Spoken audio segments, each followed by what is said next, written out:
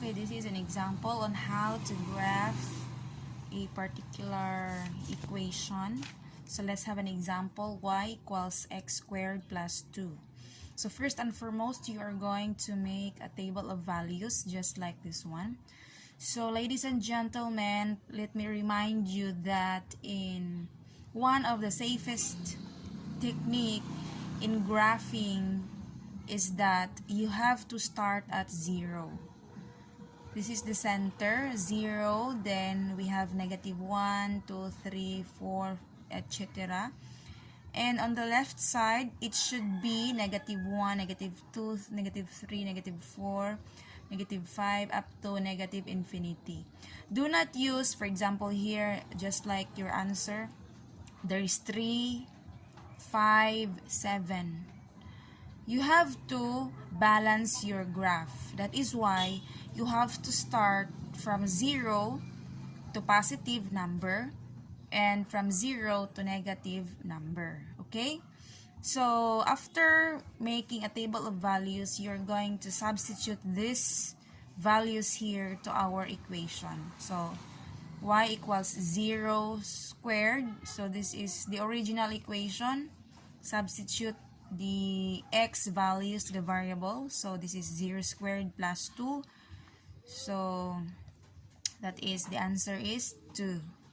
So, if your x is 0, then your y is 2. So, you have to write the 2 here. Okay, next is 1.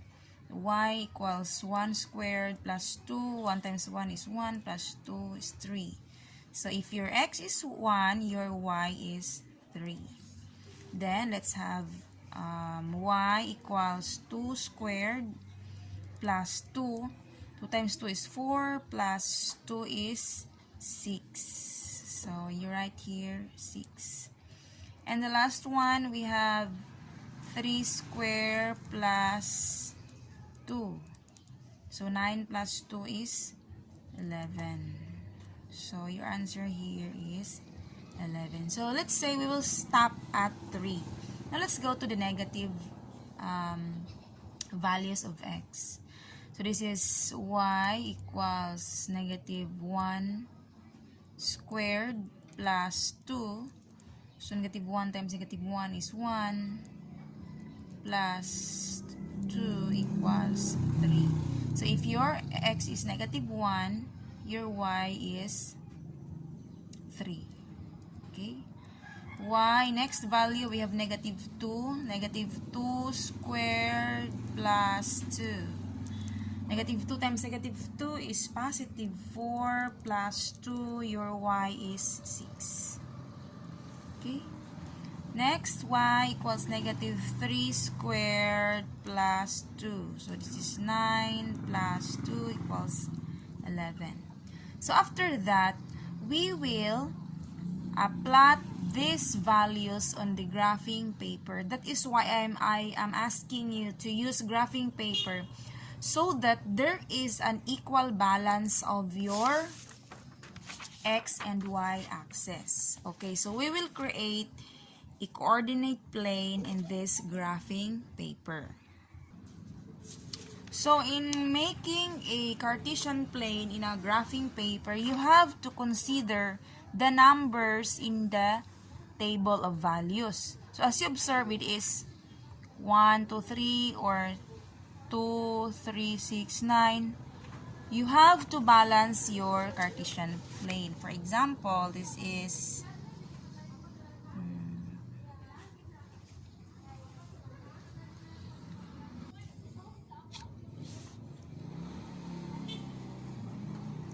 this is the x. This is the y-axis. Okay. So, this is the x-axis and the y-axis. Okay, so to calibrate your graph, as you observe here, this is 1, 2, 3, and the y. So, we will start from 0 at the center. So, we can start 2 here. This is 2, 4. If it is by 2, so you have to continue by 2. 6, 8. Okay, for the y-axis, we have 2, 4, 6. So, if you're using here by 2, so you have to use for the y-axis by 2 also. Okay? Then, for the, we have 8, 10. What's the largest number? We have 11. So, this is 12. And for our y, negative 2, negative 4, negative 6. For the x, we have negative 2, negative 4, negative 6. Okay? After that, going back to the table of values, so we will start negative 3.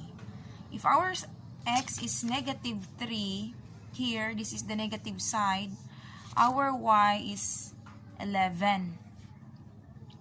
So, our x is 3, so it is in between 2 and 4, right? So, here, then and 11 is in between 10 and 12. So, this is the intersecting point. Okay, you draw a broken line. This is the intersecting point of negative 3 and 11. If our x is negative 2, our y is 6. So, x is negative 2 and our y is 6. So, this is the line. This is 6. So, this is the intersecting point. This is the plot. Then, for negative 1, y is 3. Negative 1, it's in between 0 and negative 2. And our y is 3, in between 2 and 4. So, this is we draw a dot here and, okay. Next, where are we?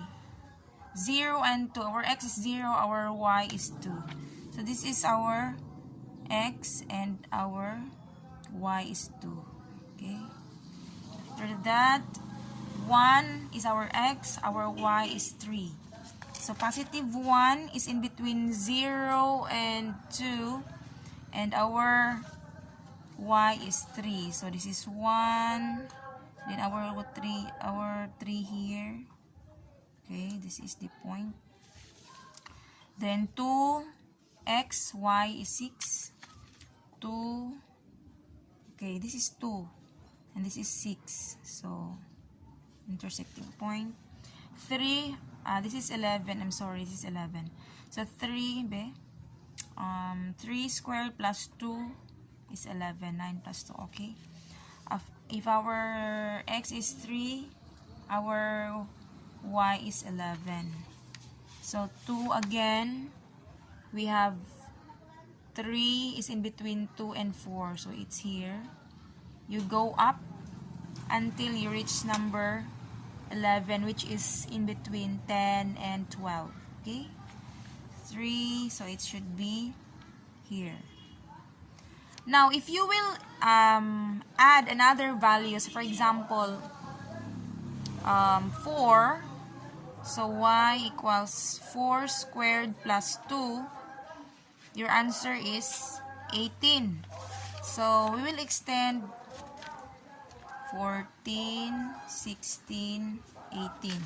So, let's try 18. So, 4 is our x and our y is 18. So, it's here. Now, if you're going to add values on the right, you have to add another values on the left. As I said, so that your graph will be balanced. Okay, so we have negative 4 squared plus 2. This is 16 plus 2. So, the same. If our x is negative 4, our y is 18. Okay, negative 4 is here. X and 18 is here. So, this will be our graph. After that, you're going to connect the plot with a smooth curve. Okay, smooth. Okay.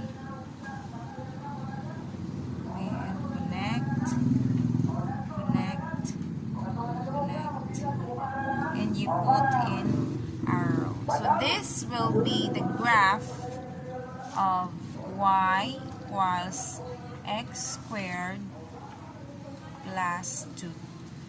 Okay? So you have to write there the table of values because some of you answered correctly in the table, but then your graph did not match on the table of values. Okay, I hope that this video gives you an understanding on how to sketch a graph of a particular equation. Okay, thank you.